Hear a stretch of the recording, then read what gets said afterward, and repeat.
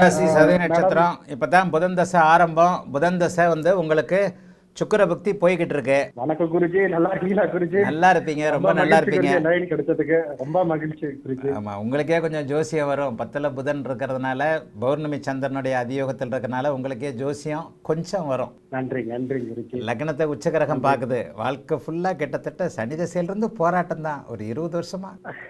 ஆமா குருஜி, சரியான போராட்டம். ஒரு பிரைவேட் கன்சர்ன்ல 22 23 வயசு வரைக்கும் ஜாலியாக இருந்தீங்களா? ரொம்ப நல்லா இருந்தேன் குருஜி. இன்ஜினியரிங் முடிச்சேன். 2004ல் இருந்து கிட்டத்தட்ட 21 வருஷமா நீங்க நல்லா இல்லை. ஆமாங்க குருஜி, உண்மைதான். 2004ல் இருந்து போராட்டம் போராட்டம் போராட்டம்.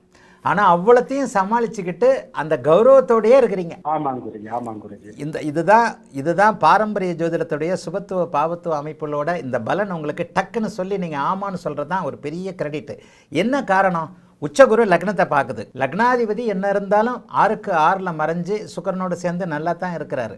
இந்த உச்சகுருவின் பார்வை என்பது எல்லாத்தையும் சமாளிக்கக்கூடிய ஒன்று. உண்மையிலேயே நீங்கள் ரொம்ப புத்திசாலியாக இருப்பீங்க, வாய்ப்பு கிடைக்காத புத்திசாலியாக இருப்பீங்க.